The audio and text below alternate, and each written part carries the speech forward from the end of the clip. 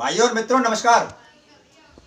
अभी इससे ज़्यादा और क्या दिखेंगे दिन में तारे हैं, जितने भी कम वक्त सुअर कमीन, हर तरफ उन्हीं के वारे न्यारे। बाकी तो सीधे साधे शरीफ और ईमानदार गरीब भटकते फिरते हैं मारे मारे। अक्सर दिखाई देता है ये जागते हुए ही सपने में। हर कोई भाग रहा बन के डीके बोस, सब लगे हैं अपने अपने में। बेवजह फिक्रमंद रह के तमाम उम्र निकली यूं ही तड़पने में। जी हाँ मित्रों, कुछ इस तरह का दर्द और शिकवा संक्षेप में इस वीडियो के माध्यम से आप सबके सामने रखा है। कभी कभी मेरे दिल में ख्याल आता है कि जिंदगी में मेरी जो कुछ करने का मौका मिलता तो इस देश के हालातों में कुछ सुधार हो भी सकता था। जो गरीब बेबस और मजलूम जुल्म सह सह के मर गए, कुछ ना कुछ तो जरूर उनका उद्धार हो भी सकता था, मगर ये हो न सका। और अब ये आलम है, देश को गुलामी से बचाने की नहीं दिखती किसी में दम है। लोगों को अपने ही समाज और देश की रह गई कोई फिक्र नहीं। स्वार्थी खुदगर्ज लोगों की भीड़ में आता भी कोई नजर नहीं। कहाँ जा रहा है ये, कौन देगा ऐसे कोई राह। कोई सुनने वाला नहीं, तड़पती भारत माँ की आह। न कोई मंजिल न कोई रोशनी का सुराग, जला रही है देश को आतंकवाद की आग। भटक रहा है देश गहरे अंधकार में, रहेगी जब तलक जिंदगी मेरी। लगा दूंगा अंधेरों को चीर कर क्रांति की अलग जगाने में। मैं जानता हूं कि इसमें हो गई है बहुत देरी, फिर भी मगर यूं ही कभी कभी मेरे दिल में ख्याल आता है। ये ख्याल मुझे जीने का हौसला भी दे जाता है। कभी कभी मेरे दिल में ख्याल आता है। कभी कभी मेरे दिल में ख्याल आता है कि जैसे मुझको बनाया गया है देश के लिए, कि जैसे मुझको बनाया गया है देश के लिए। कि आजादी से पहले उस दौर में भी था मैं कहीं। कि आजादी से पहले उस दौर में भी था मैं कहीं। मुझे फिर से बुलाया गया है देश के लिए, कि मुझे फिर से बुलाया गया है देश के लिए। टिंग टिंग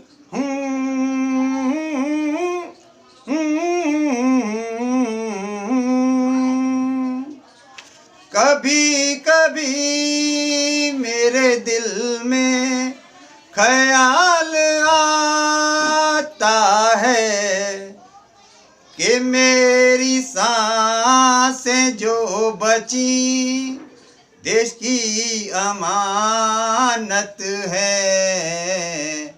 कि मेरी सांसें जो बची देश की अमानत है। लिखा है जीवन ये सारा वतन के ही खातिर। ये मेरी धड़कन और जान देश की अमानत है। ये मेरी धड़कन और जान देश की अमानत है।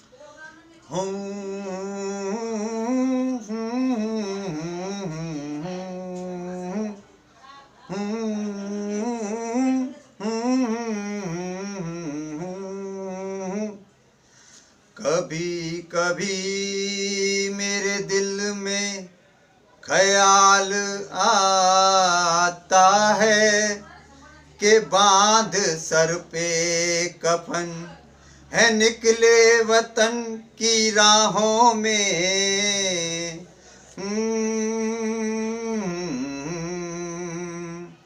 के बांध सर पे कफन है निकले वतन की राहों में।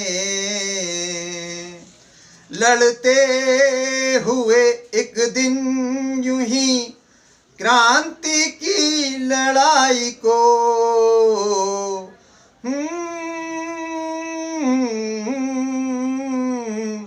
लड़ते हुए एक दिन यूं ही क्रांति की लड़ाई को सो जाएंगे हम भारत माँ की बाहों में। सो जाएंगे हम भारत माँ की बाहों में।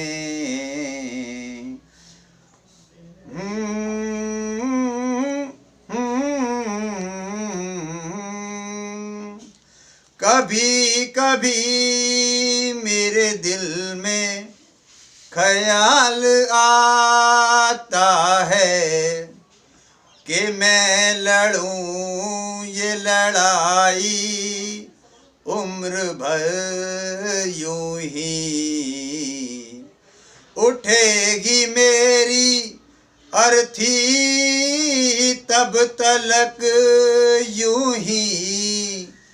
मैं जानता हूँ कि कुछ होगा नहीं मगर यूं ही। मैं जानता हूँ कि कुछ होगा नहीं मगर यूं ही। कभी कभी मेरे दिल में ख्याल आता है। जी हाँ मित्रों, अभी अभी सुनाए गए इस गीत के रूप में ये पंक्तियां तो मेरे द्वारा अपने बारे में लिखते लिखते कुछ यूं ही बन गईं।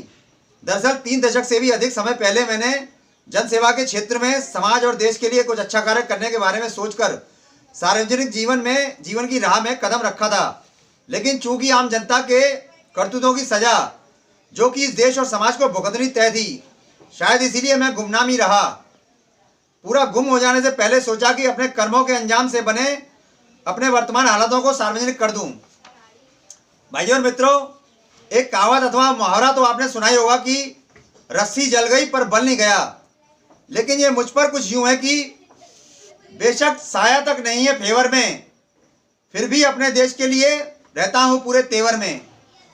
ये कहावत, जी हाँ मित्रों, ये कहावत अथवा मुहावरा मेरे जीवन पर तो 100% चरितार्थ होता है, जिसके संदर्भ में एक फिल्मी गीत की तर्ज पर बनाए हुए मेरे खुद के जीवन में आगाज से लेकर अंजाम तक के सफर में बनी वर्तमान परिस्थितियों पर आधारित एक छोटे से गीत के रूप में लिखी कुछ पंक्तियां आपके सामने रख रहा हूं। मित्रों, जहां तक मैं समझता हूं कि इस गीत के मुखड़े और अंतरों की एक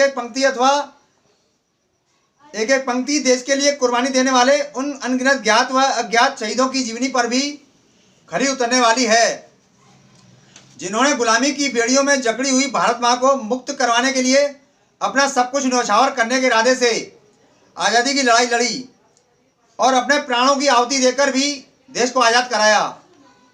मित्रों, उस दौरान देश की आम जनता में भी ऐसे लोग थे जो कि उनके समर्थन और सहयोग के लिए पूरी तरह समर्पण भाव से सक्रिय थे। लेकिन वहीं आज़ादी के बाद देश के आम लोग न जाने कितने ही संघर्ष और कुर्बानियों के बाद मिली उस आज़ादी को ही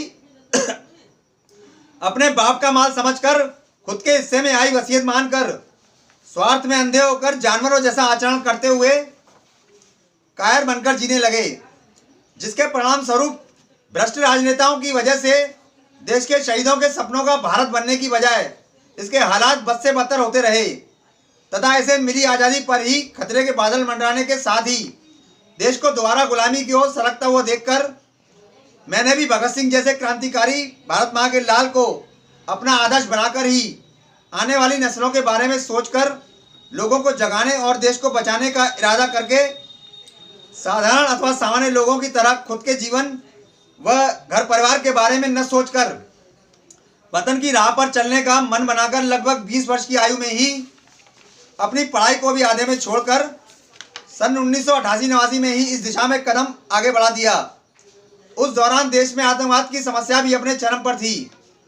अपने बाप दादा से भारत पर आक्रमण करने वाले जालिम और क्रूर मुस्लिम शासकों की जुल्म सितम से भरी दास्तानें तथा भारत माँ के सपूत वीर राजाओं द्वारा उनसे टकराने के किस्से कहानियां सुन सुनकर प्रेरित होने के बाद गरीब परिवार से होने के कारण जहां मुझे अपने पिता के छोटे से मार्केटिंग के काम में हाथ भी बटाना था, लेकिन वो सब न करके देश के लिए कुछ करने का जुनून सर पर इस कदर हावी था कि कोई भी राजनीतिक पार्टी अथवा बड़े से बड़ा राजनेता भी मेरी विचारधारा और सीने में धधकती हुई क्रांति की ज्वाला के समक्ष खुद से बहुत कम और छोटे नजर आने लगे।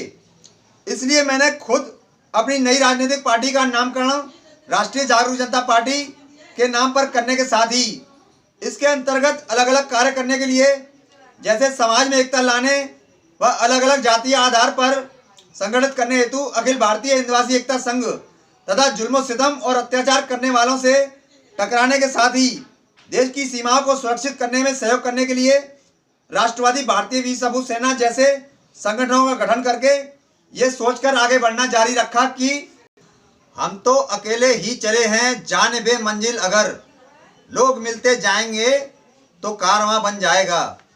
भाइयों और मित्रों, इसे देश का दुर्भाग्य ही कहा जाएगा कि देश के आम लोगों की पसंद तो चोर उठाई गिरे व डरा धमकाकर बदमाशी करने वाले गुंडे तथा अपना खौफ बनाकर रखने वाले माफिया और बाहुबली और मजबूत बैक और जैक वाले समाज के ठेकेदार तथा भ्रष्टाचारी व देश की दलाली करने वाले एवं जात पात और मजहबी तुष्टीकरण की राजनीति करने वाले थे और आज भी हैं।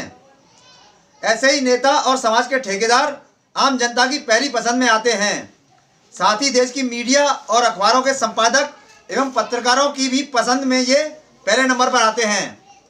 लिहाजा अपनी जड़ जमीन मजबूत न होने तथा कोई बैक और जैक न होने के साथ ही अपना कोई स्थायी रोजगार करने में ध्यान न देकर सिर्फ समाज और देश की बातें करने तथा देश के दोबारा गुलामी की ओर जाने एवं भविष्य के संभावित भयानक व खौफनाक अंजाम के प्रति लोगों को सचेत करने और जागरूक होने के लिए कहने पर लोगों द्वारा मेरा साथ व सहयोग तो छोड़ो बल्कि मुझे एक पागल और सिरफिरा समझा जाने लगा।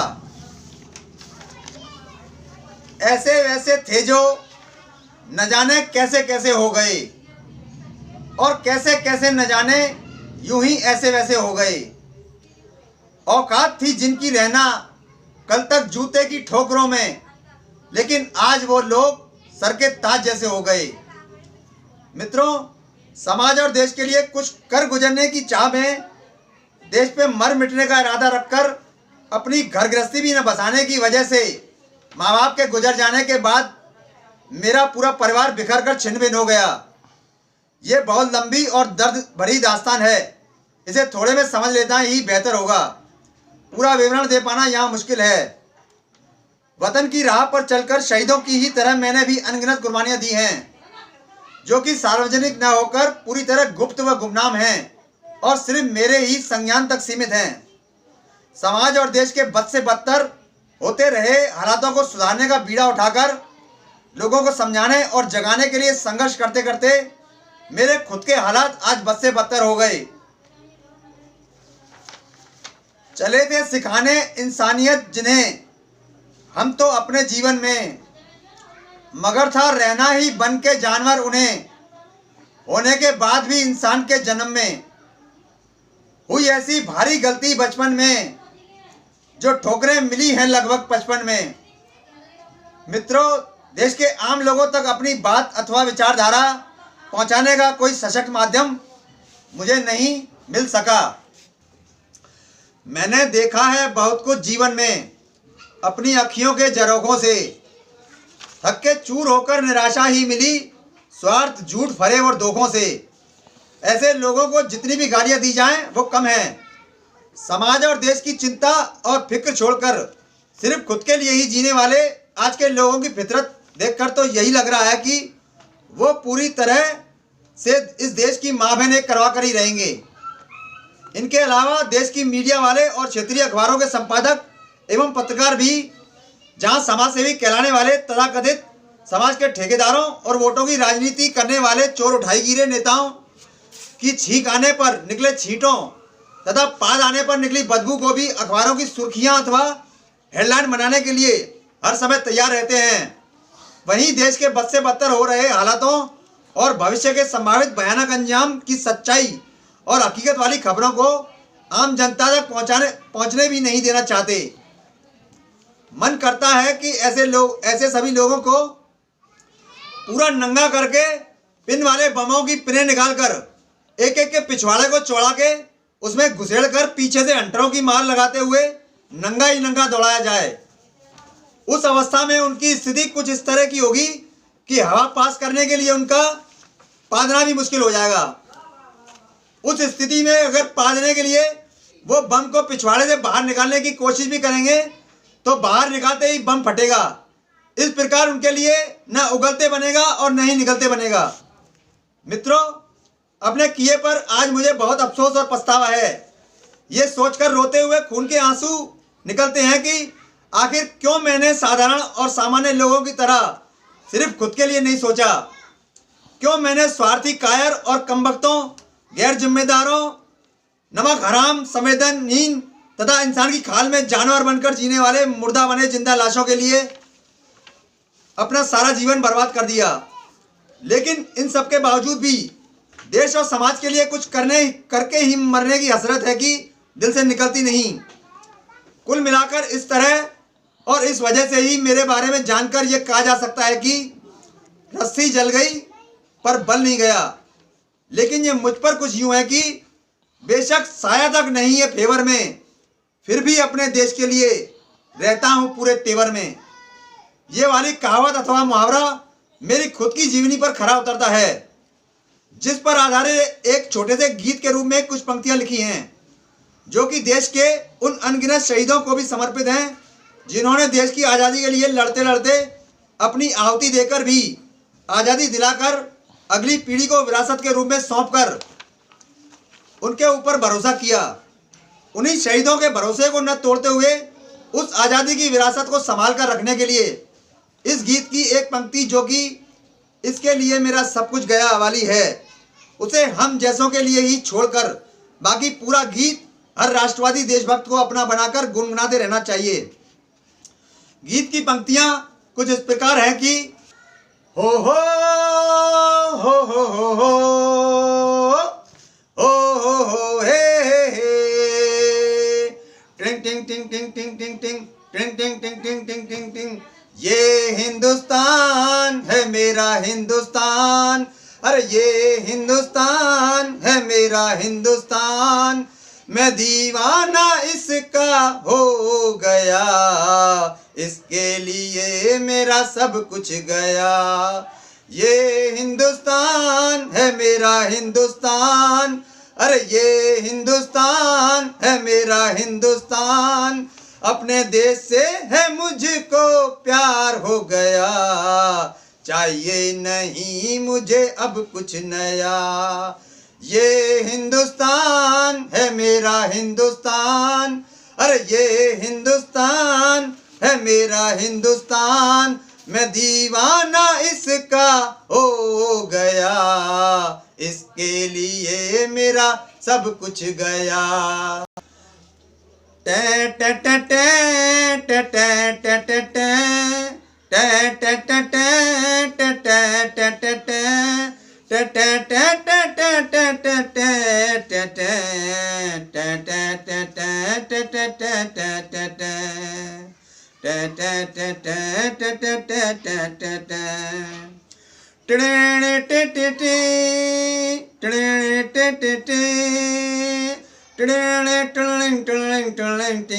काम इसके लिए कुछ कर जाना है मुझे, बचाना है मुझे, जगाना है मुझे, लोगों को जगाना है, देश को भी बचाना है मुझे।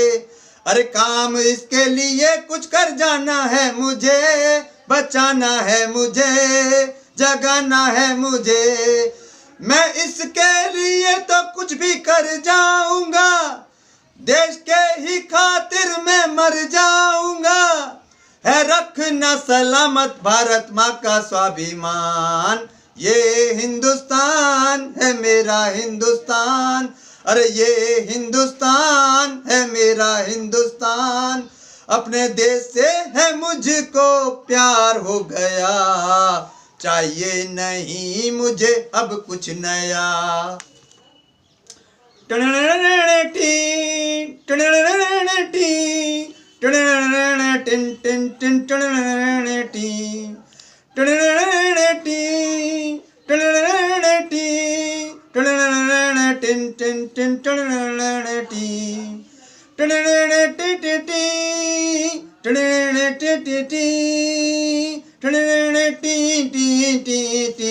वंदे मातरम जय हिंद के ना सुबह शाम है, लेना यही नाम है, करना जय श्री राम है।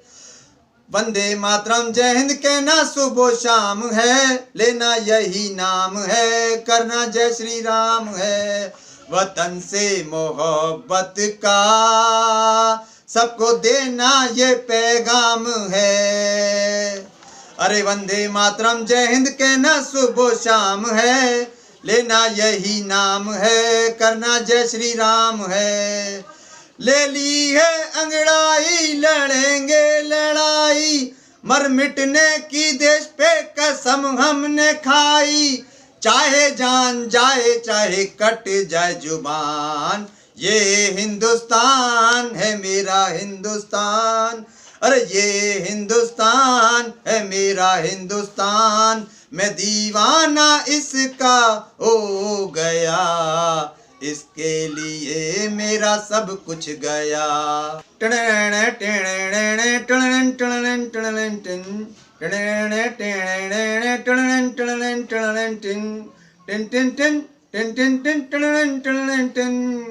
चलना है मुझे बस वतन के रास्ते, दौड़ते भागते गाते नाचते, है जीना अब जितना भी सिर्फ इसके ही वास्ते। अरे चलना है मुझे बस वतन के रास्ते, दौड़ते भागते गाते नाचते। मैंने इस धरती पे जन्म लिया, ऊपर वाले का है शुक्रिया। इस देश के लिए है मेरा दिल कुर्बान, ये हिंदुस्तान है मेरा हिंदुस्तान, अरे ये हिंदुस्तान है मेरा हिंदुस्तान। अपने देश से है मुझको प्यार हो गया, चाहिए नहीं मुझे अब कुछ नया। मैं दीवाना इसका हो गया, इसके लिए मेरा सब कुछ गया। टे टे टे टे टे टे टे टे